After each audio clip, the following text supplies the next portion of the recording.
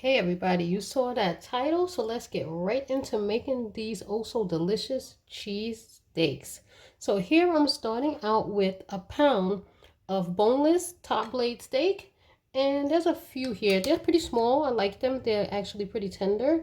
And what I'm going to do is just slice this up. You can slice it any way you want. You can make them like this, or you can make them more into cubes. It's up to you. There's no real, definitive way of how you have to slice it. It's actually still a little frozen, some of them.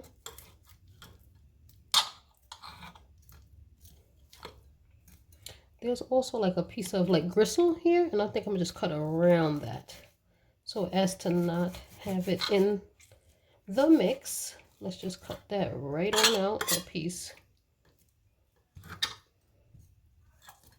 There we go. So let's continue slicing the steaks. And again, slice it how you want. You can make it cubed if you want. You don't have to slice it into like strips. I'm gonna do that today. Also like strips. So I'm gonna go ahead and cut up all of these into strips.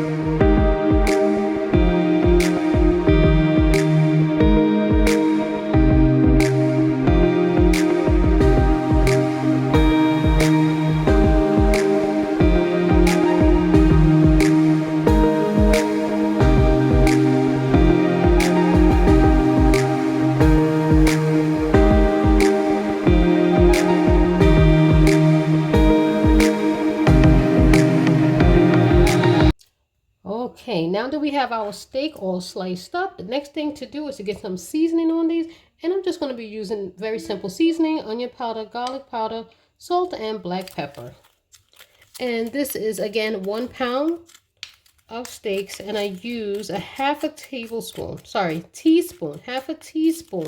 of each onion powder, garlic powder, kosher salt, and half teaspoon of some black pepper. I'm just gonna mix it all together, and as you can see, kosher salt tends to have larger flakes and less sodium, so that's why I use kosher salt quite often.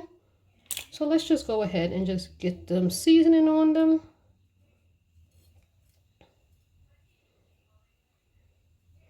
And then I'm just going to give that a little mix over here with my tongs to get seasoning on the bottom of these steak strips, I will call them.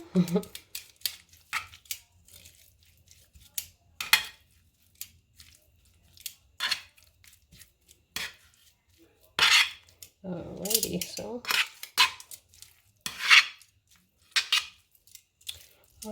once we have these all mixed up and nicely seasoned, we are going to head on over to our hot skillet.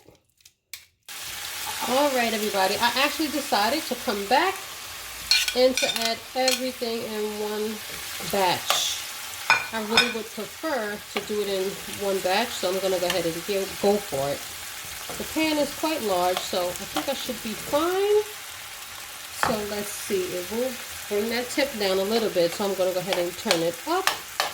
And again, this side is going to cook first because I just added these over here.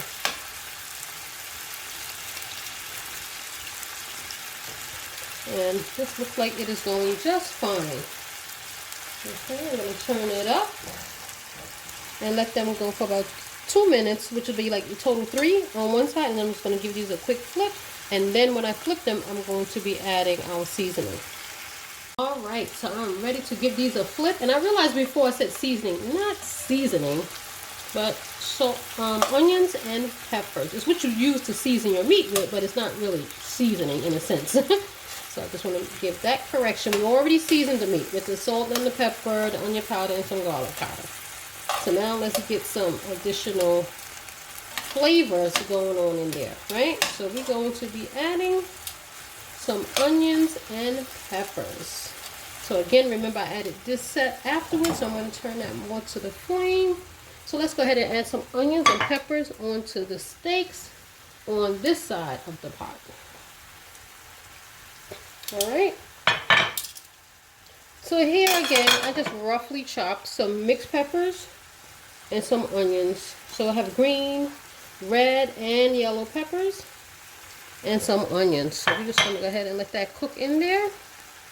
Again, let these go for another 2 minutes, and then I'll be able to flip these, add some onions and peppers to those, and then we can incorporate them and mix them all together. Okay, so these have been going for 3 minutes, so let's give these a turn.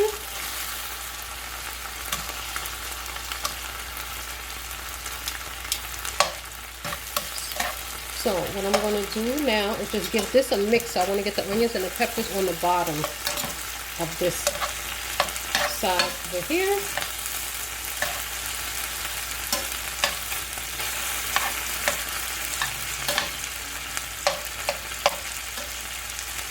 And let's put some onions and peppers on these.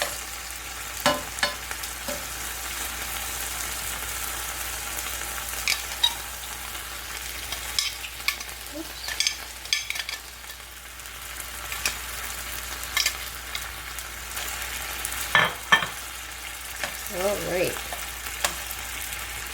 So I'm going to let this go for another 3 minutes over here, and about actually both sides, and then I should be able to mix them all together. So let this go, and I'll be back after 3 minutes. Alright, we are back now after 3 minutes. So what I'm going to do is just go ahead and just mix this up. I really want to get these onions cooked. Some people actually like raw onions or like them with a little bit of a bite. I absolutely do not like raw onions, so I really want to make sure that they're well done. And feel free to add as many onions and peppers as you like. But I definitely want to just make sure that my onions are done. I don't like raw onions, not at all. So I just want to make sure that they're done. So I'm just going to let this go for about another minute, and then we're going to start making these cheese steaks. I'm going to get the cheese going. Okay, everybody, so we are ready for our cheese, and I am going to be using provolone. I've seen cheesesteaks made multiple ways, American cheese, cheese whiz, all of that, but I believe the original Philly cheesesteak had provolone, and that's what I like actually, so that's what I'm going to be using is provolone. I actually prefer this much more so than American cheese. So let me go ahead and just cut these slices in half, and I'm going to go ahead and get them on this steak pieces over here so I can make me a sandwich, and I'll leave this on the side for now for when somebody else wants to make their sandwich. But for now, let's get this provolone cheese on there. You can add as much as you like. There's no limit. There's no correct amount. I'm just putting 1.5 slices, and I'm just going to give it a cover over here so it can melt. Then we'll be ready to plate it up. Alright, everybody, look at how that cheese has melted. So let's go ahead and get this into our hero. You can use, let me show you, I'm going to be using this today, 6-inch hero bread. You can use a hero, you can use a roll, but I'm going to be using this today. It's a 6-inch hero. You can put whatever you want on it. Mayo, ketchup. It's actually good with both. But let's go ahead and get that plated in here. I put a little bit of mayo on mine. Ooh, look at the cheese, y'all. So ooey gooey. Look at this. Alrighty. Again, add as much cheese, onions, peppers as you like. So let me bring this over to the plate so I can show y'all what we're working with. All right, y'all, check out this Philly cheese steak. OMG. All right, let's give it a quick try here. Let me get it all in there, and I'm just gonna give it a quick taste.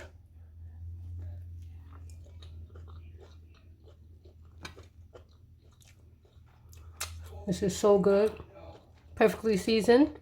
Again, put whatever condiments you like on your sandwich. I did add a little bit of mayo, but to be honest, I do like it with a little bit of ketchup. Not over the top like it's a hamburger, but just a little smidgen of ketchup. And I'm going to add that, and I will enjoy this, and hopefully you will make it and enjoy it just as much as I will. All right, y'all. I decided to show you just how much ketchup I like on mine. Again, completely optional. No mandatory ingredients here. Make it the way you like it. I'm just going to put some ketchup. Some people might say blasphemy. I'm ruining that Philly cheesesteak, but I actually like it with ketchup. Now, let's give it a try.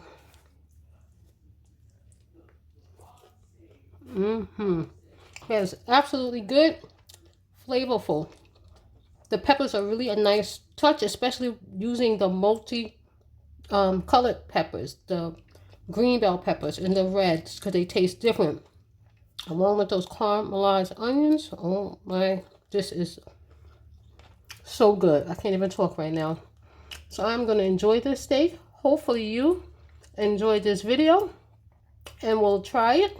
Give this video a thumbs up if you like, and don't forget to subscribe to my channel, and I will see you again on the next one. Thanks for watching.